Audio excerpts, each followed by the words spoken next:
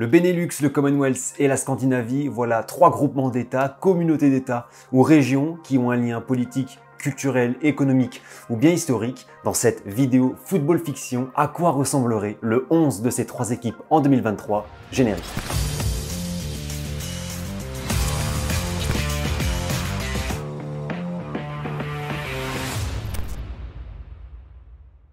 Bonjour les amis, c'est Valentin, bienvenue sur l'Arena pour une nouvelle vidéo Alterfoot, Foot Fiction, une vidéo que j'avais très envie de faire qui mêle histoire, géographie, culture et bien sûr notre passion, le football. Alors c'est un peu la suite de cette vidéo que j'avais réalisée il y a plusieurs mois, à quoi ressemblerait le 11 de ces nations disparues, c'était le 11 en 2023 de l'URSS, de la Tchécoslovaquie, de la Yougoslavie. Je vous mets la vidéo en petite fiche en haut à droite et en description, n'hésitez vraiment pas à aller la voir. Et cette suite, entre guillemets, aujourd'hui, concerne trois équipes qui n'ont jamais existé et qui n'existeront probablement jamais. Ce sont des communautés d'États, des unions politiques ou une région, c'est le cas de la Scandinavie. On va donc présenter ce que sont ces trois entités et ensuite on parlera de leurs joueurs phares, du coach, qui les entraîne, petite nuance par rapport à la dernière fois, et bien sûr le 11 de départ. C'est mon 11 personnel bien évidemment qui n'engage que moi, je ne prétends pas du tout à ce que ce soit une vérité générale. Avant qu'on commence, je vais vous remercier encore pour votre fidélité et soutien depuis quelques temps. La saison 4 a commencé sur les chapeaux de roue sur la chaîne, donc c'est super, ça donne beaucoup de motivation et de force pour la suite. N'hésitez pas à liker la vidéo pour le référencement, à vous abonner, à activer la cloche, commenter. On va continuer à grandir en restant fidèle à ce qui a été fait depuis le commencement sur l'Arena. Allez, installez-vous bien confortablement et on est parti. On commence tout d'abord avec le Benelux. Alors qu'est-ce que le Benelux ? C'est avant tout une union économique entre trois États européens, la Belgique, les Pays-Bas et le Luxembourg, d'où le nom Benelux, qui est une contraction des trois noms. Le drapeau non officiel du Benelux, c'est le drapeau que vous voyez à droite et qui reprend les symboles des trois États, le rouge pour le Luxembourg, le noir pour la Belgique, le bleu pour les Pays-Bas et le lion, un des animaux emblèmes des trois nations. Alors avant de parler du 11 actuel, faisons quand même une présentation un peu plus ample, notamment historique sur ce qu'est le Benelux. Déjà cette appellation, elle apparaît il y a bien longtemps et trouve ses sources dès les années 1920 dans un accord de coopération économique entre le Luxembourg et la Belgique. C'est ce qu'on appelle l'UEBL, l'Union économique belgeo-luxembourgeoise, restaurée en 2002. Et puis, le 5 septembre 1944, la Belgique, les Pays-Bas et le Luxembourg signèrent un accord d'union douanière. Ce sont vraiment trois pays qui vont être des pionniers dans la construction européenne puisqu'ils seront membres fondateurs de la communauté européenne de charbon et de l'acier et de la communauté économique européenne dans les années 50, les années de construction européenne et de façonnement d'une nouvelle Europe politique. Donc cet ensemble, il est d'abord financier, douanier, mais il va s'étendre à plusieurs champs d'action, notamment culturels. On sait qu'il y a une proximité linguistique forte entre les trois pays. Et dans le domaine sportif, ça va également se voir puisqu'il y a quelques compétitions qui ont pu être organisées conjointement. Alors souvent, c'est entre les Pays-Bas et la Belgique, mais il y a des rapprochements ou tentatives de rapprochement qui se sont faits, comme la première division de foot féminin qui a été fondée en 2012, qui s'appelait Beneligue, qui n'a duré que 3 ans. Vous avez aussi la Bene Cup en futsal et rugby à 15, qui existe encore entre la Belgique et les Pays-Bas, ce qui témoigne de ce lien fort dans la région, matérialisé, on le sait, au niveau continental par l'accueil conjoint de l'Euro 2000. Aujourd'hui, la proximité reste forte entre trois États amis au niveau diplomatique, politique et économique. Vous avez encore des institutions communes, des rencontres entre chefs d'État des trois nations et un sommet du Benelux qui a toujours lieu. Il est absolument pas rare qu'on parle du Benelux pour désigner cette zone ou alors cette union économique. C'est vraiment quelque chose d'ancré sur le continent européen. Et c'est pas un hasard si vous avez beaucoup d'institutions internationales ou européennes dans ces trois États. C'est aussi parce que leurs liens entre eux ont montré de belles satisfactions. Alors en ce qui concerne le football, bien évidemment, c'est assez déséquilibré puisqu'il y a encore aujourd'hui un grand écart de niveau entre le Luxembourg et la Belgique et les Pays-Bas, même si attention, le Luxembourg est une équipe qui travaille très bien, ils sont au contact pour aller chercher la qualification à l'Euro 2024 dans le groupe du Portugal, malgré l'énorme défaite 9-0, la Slovaquie est pas très loin, c'est un truc qui était inimaginable il y a 5-6 ans, donc il faut voir, mesurer les progrès de cette équipe qui en plus a encore une chance il me semble avec les barrages de Ligue Nation, donc pas impossible de voir le Luxembourg à l'Euro en Allemagne, on en parlera en temps voulu sur la chaîne. Alors quel 11 pour cette équipe du Benelux ? J'ai quand même voulu respecter une contrainte que je me suis fixée, il faut au moins un joueur des trois nations, donc il y aura un luxembourgeois parce que sinon c'est qu'un 11 néerlandais et belge, c'est pas ce qu'on veut, donc voilà, c'est une contrainte que j'ai voulu respecter et on parle bien sûr des joueurs à l'heure actuelle en 2023, à leur meilleur niveau et sans prendre en compte l'état de blessure. Par exemple, Courtois, il est out pour plusieurs mois, certes, mais c'est quand même mon gardien de but. Donc voilà, on ne prend pas en considération l'état de santé des joueurs. Alors on commence, le gardien, je viens de le dire, c'est Courtois, il n'y a aucun débat tant le gardien belge est monstrueux depuis plusieurs années au meilleur niveau. C'est un poste qui est un peu à débat aux Pays-Bas, franchement il n'y a plus de gardien de classe internationale aux Pays-Bas depuis la retraite de Van der Sar. Là je parle d'un gardien au standing de Courtois et Van der Sar, Silestein, Stekelenburg. Ça a été ou c'était un bon niveau, mais c'est pas Van der Sar, c'est pas Courtois. Et le portier belge a fait des miracles, on s'en souvient de sa campagne de Ligue des Champions en 2021-2022 absolument exceptionnelle. En défense à 4, 100% néerlandaise, je vous l'avoue. J'ai mis à gauche Ake qui peut jouer à gauche, il l'a déjà fait sous Guardiola. Solide, très bon l'an passé et qui a beaucoup progressé. Il s'est imposé également dans l'équipe des Citizens. Dans l'axe De Ligt, Van Dijk. Alors je sais qu'ils font pas forcément l'unanimité, maintenant ça reste quand même deux grands défenseurs, les meilleurs du réservoir du Benelux. Il y en a un qui reste jeune en plus, donc cette charnière me paraît forte. Et puis à droite, j'ai mis Dumfries, le latéral droit de l'Inter. Il n'est pas transcendant à 100%, mais je trouve que c'est un mec qui ne rechigne pas devant l'effort, qui court, qui est combatif, qui se projette bien. C'est mon choix à droite. Alors vous remarquez, ça manque de Belges, mais c'est justement un point qui faisait qu'on avait peur au Mondial 2022 de la Belgique, on avait un petit peu peur de cette équipe. C'est parce qu'on est en phase de transition dans cette équipe, surtout dans le secteur défensif. En tout cas sur le banc et dans l'axe, à suivre avec grand intérêt Arthur Théâtre de Rennes ou Zeno Debast, 19 ans, pépite d'Anderlecht. Le milieu de terrain à 3, je joue en 4-3-3. En milieu défensif, celui qui affole la première ligue, un monstre tout simplement, c'est Amadou Onana, qui va pas rester très longtemps à Everton, je pense. Franchement, un joueur complet qui combine beaucoup de qualités. Il est très grand, mais super rapide, énorme impact physique. Il a que 22 ans en plus, promis à un bel avenir. Et le patron annoncé dans le futur belge, d'ailleurs les Belges qui ont un sacré réservoir au milieu entre Onana, Romeo Lavia, Vermeeren d'Antwerp, De Ketelaere en offensif.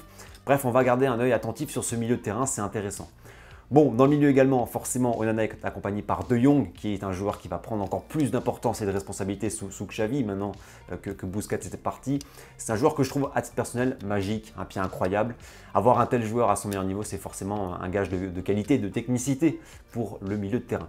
Et alors à côté, oui, j'aurais pu mettre des Néerlandais ou d'autres Belges également, mais c'est un 11 du Benelux et j'ai une contrainte, je dois mettre un Luxembourgeois.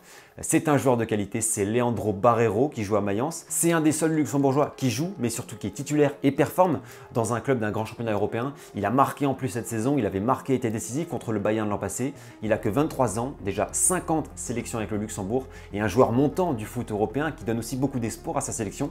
Il a été très vite scruté, le PSG le voulait, il me semble, à ses 16-17 ans. C'est un joueur, quoi qu'il en soit, de qualité et d'avenir. Il n'aurait probablement pas été titulaire sans la contrainte, parce qu'il faut le dire, il y a du beau monde dans le milieu du Benelux, mais c'est pas non plus un choix crève-cœur qui ferait perdre de la qualité, loin de là. On termine avec l'attaque, je mets Jérémy Doku à droite pour la percussion, un joueur talentueux, l'ancien Rennais, très mobile, qui va prendre encore plus de poids sous la houlette de Pep à City. Cody Gakpo à gauche, lui aussi est capable de belles choses et on le sait en sélection que c'est un très bon joueur, décisif lors du mondial, toujours assez jeune. Et en pointe, alors j'aurais pu mettre Lukaku parce qu'en forme et avec la confiance c'est un très bon attaquant, mais je vais plutôt opter pour son compatriote belge, Loïs Openda, qui en plus a un plutôt bon début de saison avec Leipzig, 3 buts en 4 journées de Bundesliga au moment où je tourne, et un avant-centre amené à planter avec son club et avec la sélection, bien évidemment. Avant de passer à la vue globale du 11 et au banc, parce qu'on m'avait demandé de mettre un banc, il faut choisir un coach et ce coach ce sera un néerlandais. Alors j'ai pensé à Van Raal, mais il a pris ses distances avec le football, on le sait toujours convalescent. J'ai plutôt opté pour la jeune génération d'entraîneurs néerlandais, pas de Van Bommel, pas de Van Nistelrooy, mais l'entraîneur actuel de Feyenoord, Arne Slot, 45 ans, qui a brillamment gagné le championnat la saison dernière avec Feyenoord, qui pratique aussi un beau football dynamique, vivant, agréable à regarder, et je pense qu'il fera même une belle saison européenne avec Feyenoord. Arne Slot entraînerait donc cette équipe, assez jeune, que 2 joueurs à plus de 30 ans, Courtois et Van Dijk, 25,5 ans de moyenne d'âge. Cette équipe, seulement un luxembourgeois pour 4 belges et 6 néerlandais. Sur le banc ou à disposition dans le cas j'en aurai Castils ou Verbruggen, le néerlandais. En défense, De Vrij, Arthur Théâtre, Zeno Debast, Woodface, Madsen ou Gertruida. Au milieu, Koopmeiners, De Roon, Reinders, Romeo Lavia, Vermeeren ou Tielemans. Et puis devant, beaucoup de monde, Xavi Simons bien sûr, Lukaku, De Ketelaere, Trossard, Bakayoko, Weghorst, Malen, Noah Lang ou encore la jeune pépite luxembourgeoise, 19 ans à suivre, le joueur de Gladbach, Ivandro Borges Sanchez, déjà plus de 20 sélections avec le luxe. Donc franchement, une équipe complète, beaucoup de talent, beaucoup de monde également sur le banc. Je ne sais pas ce que vous pensez de cette sélection, où pourrait-elle aller ? Franchement, une équipe armée pour tenter de gagner 1 euro, je pense, il n'y aurait rien de surprenant. On enchaîne avec le Commonwealth. Alors, qu'est-ce que le Commonwealth?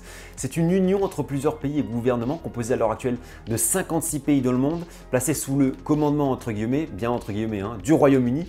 ça vient de la colonisation britannique et ces colonies vont devenir dans la première partie du XXe siècle une union d'États prêtant allégeance à la couronne britannique avec des liens économiques notamment, et c'est devenu une communauté qui partage culture, histoire, valeurs comme la démocratie ou le respect des droits de l'homme. Pendant la crise des années 20, avec le crash boursier de 1929, le Royaume-Uni va privilégier ses colonies et ses intérêts, et donc le Commonwealth, qui ne s'appelle pas encore comme ça parce que c'est toujours la période impériale, mais voilà, il tire ses origines de ce contexte historique. C'est quelque chose qui existe donc toujours aujourd'hui et qui se distingue en plusieurs ensembles. Vous avez des pays africains comme le Nigeria ou le Ghana qui font partie du Commonwealth, mais qui n'ont plus le souverain britannique comme monarque, ce sont des républiques souveraines. A l'inverse, des pays comme le Canada, l'Australie, Tuvalu, la Papouasie-Nouvelle-Guinée ou la Nouvelle-Zélande avaient jusqu'au décès d'Elisabeth II la reine comme chef d'État. Aujourd'hui, c'est le roi Charles III, le chef du Commonwealth. Mais dans les faits, le pouvoir exécutif et souverain est exercé par les gouvernements nationaux. Le rôle de Charles III est purement symbolique, on va dire, comme son rôle au sein du Royaume-Uni qui est honorifique.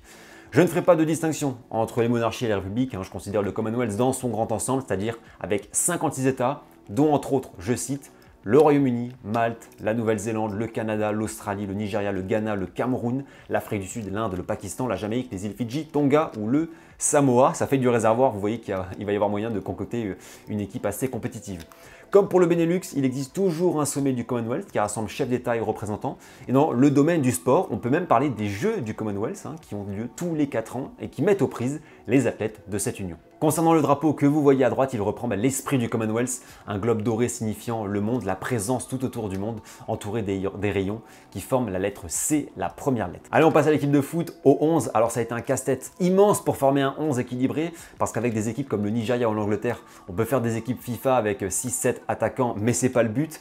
Il y a une contrainte d'ailleurs, donc pour que ce soit une vraie équipe du Commonwealth, je dois mettre 6 Anglais maximum, c'est-à-dire un peu plus de la moitié de l'équipe, parce que sinon c'est inutile, je peux faire un 11 100% anglais pour le Commonwealth, c'est pas ce qu'on cherche, donc il faut cette contrainte. On commence au but avec le gardien camerounais, Onana. Alors oui, il ne fait pas un début de saison exceptionnel avec Man United, mais ça reste un gardien capable de sortir de gros matchs, qui est aussi un gardien réputé pour son jeu au pied, même si je trouve que c'est parfois un peu limite. Ça reste quand même un très très bon gardien à son meilleur niveau, bien sûr. Et dans le réservoir du Commonwealth aussi, à mes yeux, il n'y a pas forcément de meilleure alternative. À gauche, on aurait pu penser à l'Écossais Robertson, mais j'ai choisi d'aller sur le Canadien Alphonso Davies, logiquement, un joueur supersonique, latéral moderne. C'est pas forcément son poste avec la sélection canadienne, mais je le mets ici pour faire des dégâts. L'axe, lui, est 100% anglais, pas de Stones, pas de Maguire, Dyer, Phillips ou autre, mais Tomori, l'axial rossonero, qui à son niveau de la saison 21-22 est juste injouable, c'est un défenseur encore d'avenir qui s'entendrait parfaitement, je pense, avec Levi Colwill, encore plus jeune, lui 20 ans seulement, la pépite de Chelsea, qui s'est imposé dans l'équipe des Blues, qui sortait de 2 bons prêts, notamment à Brighton, et qui est champion d'Europe U23 avec l'Angleterre. Ça témoigne de tout ce bon réservoir et potentiel dont disposent les Anglais, et qui fait que la sélection va être à scruter pour l'Euro 2024. En tout cas, charnière jeune, mais je pense ultra performante. À droite, alors oui, l'Angleterre a aussi un bon réservoir, on le sait, mais je dois respecter la contrainte, sachant que devant et au milieu, il y aura des Anglais. Donc je choisis un Écossais pour ponctuer le secteur défensif, et ce sera le latéral droit Aaron Hickey. Alors Hickey sort de bonnes saisons, notamment en Serie A, où il a pris du poids et de l'importance, désormais bien installé à Brentford, et déjà un élément important de la sélection écossaise. Il participe à cette solidité et au fait que l'Écosse soit en superbe voie pour l'Euro. On passe au milieu de terrain avec 2 milieux anglais, Bellingham et Rice. Alors Bellingham, je le mets dans un registre plus box-to-box, plus dans son volume de jeu à Dortmund et beaucoup moins offensif que son poste actuel à Madrid où il est incroyablement décisif. Et puis je l'accompagne d'une grosse référence désormais en Angleterre, son compatriote Declan Rice, vainqueur de la C4 avec West Ham, nouveau pilier des Gunners. En milieu offensif, j'opte pour le Ghanéen Kudus, en soutien derrière le trio de tête, un joueur très dynamique, très prometteur qui évolue maintenant en Première Ligue et qui a été décisif pour son tout premier match avec West Ham. L'attaque maintenant avec sur les ailes 2 Anglais, Bukayo Saka à droite, Marcus Rashford à gauche.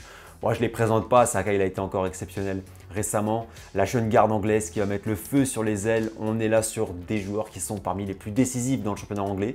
Et en pointe, si vous comptez bien dans le 11, il y a déjà 6 Anglais max. Je ne peux pas en rajouter, ça veut dire pas de Harry Kane. Très honnêtement, c'est un joueur exceptionnel. Voilà, mais j'ai une petite préférence, c'est purement subjectif, pour Victor Osimhen, le Nigérian. Je ne dis pas qu'il est meilleur, mais je le mets parce que ce trio Saka, Osimhen, Rashford pourrait être une folie exceptionnelle. Kane, lui, a déjà ses 2 coéquipiers. Donc voilà, en plus, on évite une ligne 100% anglaise et ça reste, on peut le dire, une superbe ligne offensive. Concernant le coach, et après je vous montre le 11, qui pourra agrémenter tout ça. Ça s'est mal passé pour lui à Chelsea, mais il a des idées, il aime le jeu, il n'est pas vieux.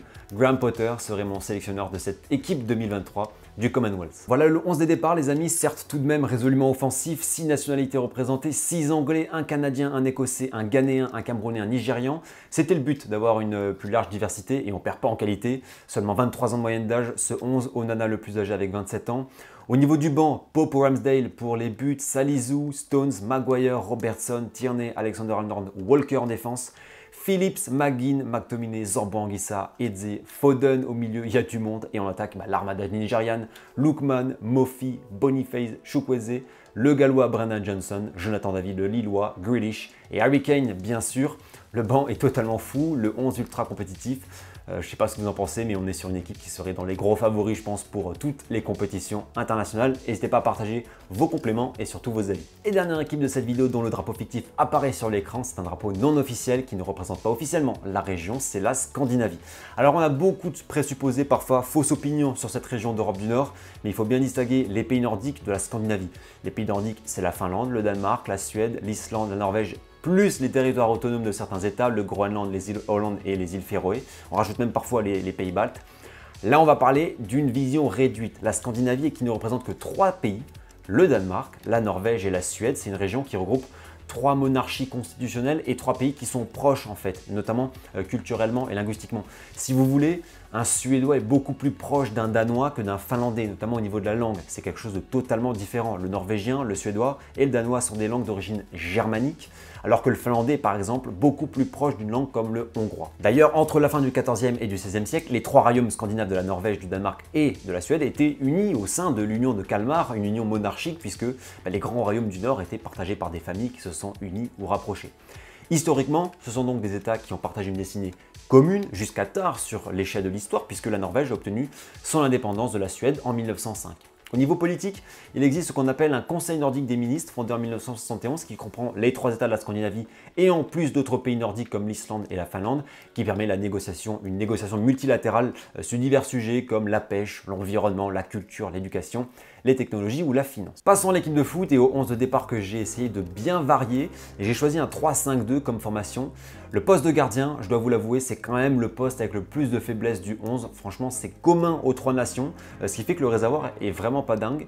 J'ai pas choisi Olsen ni Schmeichel. Certes, ce sont des éléments importants des sélections, mais j'ai choisi un gardien légèrement plus jeune qui joue la Ligue des Champions cette année. C'est le gardien de l'Union Berlin, le Danois Frederik Renov, qui est le titulaire à Berlin et qui est probablement amené à prendre le relais de Schmeichel. Défense à 3 ensuite, Christensen, gros élément, Danois, titulaire au Barça. À côté de lui, Simon Kjær pour son expérience au niveau international notamment. Et puis Lindelöf, le Suédois. Je pense qu'on tient là 3 défenseurs solides dans la force de l'âge. Ça manque un petit peu d'expérience pour les jeunes pousses derrière notamment. Au milieu de terrain, 2 milieux centraux ou sentinelles, pas de Danois, on aurait pu, mais un Danois et un Suédois. Højbjerg, qui est un client à ce poste et avec sa sélection. Et puis Svanberg, 24 ans, le Suédois, qui fait un très bon début de saison avec Wolfsburg. Bien évidemment, en milieu offensif, celui dont on attendait tant, qui nous a fait languir, mais qui semble enfin avoir trouvé son rythme, c'est le Norvégien Martin Odegaard, élément central d'Arsenal. Et puis dans ce 11, le créateur, le numéro 10, celui qui apporte le danger, orchestre le jeu et distribue les ballons et les caviars. Sur les 2 ailes, 2 ailiers, à gauche celui qui est actuellement à Nottingham Forest et qui a l'avenir devant lui, Elanga, 21 ans, le Suédois qui suscite attentes et promesses. Et de l'autre côté, un joueur qui performe en Belgique et qui est excellent à ce poste d'ailier droit, c'est Skov Olsen, le Danois auteur déjà de 7 buts et 3 passes décisives cette saison en 12 matchs, toutes compétitions confondues. Il ne manque plus que les 2 de devant. Oui, je voulais associer 2 pointes, 2 jeunes attaquants de ces pays de Scandinavie. Bien évidemment, Erling Haaland, le cyborg qui roule sur l'Angleterre et l'Europe avec Manchester City, un buteur assez incroyable. Et puis à côté de lui, ce n'est pas Isaac le Suédois, mais le Danois Rasmus Højlund, 20 ans. Lui a encore à prouver, mais il est aussi dans ce même registre. Un attaquant puissant, moderne, athlétique, rapide, excellent dos au jeu. Il a brillé en Italie avec l'Atalanta. Et il doit aujourd'hui devenir le nouveau neuf de Man United et du Danemark. C'est une attaque jeune mais ô combien prometteuse avec 2 joueurs qui devraient faire le poste de numéro 9 avec quelques autres comme Vlahovic et Isaac par exemple pendant la décennie qui va arriver. Voilà le 11 complet les amis en 3-5-2 avec 6 Danois, 3 Suédois et 2 Norvégiens, 25,8 ans de moyenne d'âge et du beau monde aussi sur le banc avec Olsen et Schmeichel pour les gardiens. Ça manque peut-être de grands talents en devenir à ce poste. En défense, Østigard et ailleurs les Norvégiens, Andersen, Ba ou Melle pour les Danois. Au milieu, du du choix avec Forsberg, Orsnes de Benfica, très bon, Sanderberg, Eriksen, Norgard ou Lindström. Et puis devant, là encore beaucoup de réservoirs avec Kulusevski, Isaac, Wint, Sorloth ou la pépite norvégienne Nusa. Un groupe franchement complet avec des alternatives aussi si on veut changer de système. Et voilà, je choisis comme sélectionneur un mec qui connaît bien le foot international, qui a fait de belles choses avec sa sélection. C'est l'entraîneur danois Kasper Hjulmand. Voilà les amis pour ces 3-11, voilà une idée un peu générale, globale. Je ne dis pas que c'est la version définitive de ce à quoi ces équipes ressembleraient en 2023. Faites-moi part de vos avis en commentaire, partagez vos opinions et vos idées. Et puis petite question, selon vous, laquelle de ces équipes est la plus forte, la plus complète sur le papier? Merci pour votre soutien et fidélité, n'hésitez pas à liker la vidéo pour le référencement. Et si vous avez kiffé, et puis en route pour les 20 000 abonnés les amis. C'est tout pour moi, belle semaine à toutes et à tous, prenez soin de vous. Et je vous le dis encore une fois, profitez des vôtres, c'est le plus important. Allez, ciao ciao.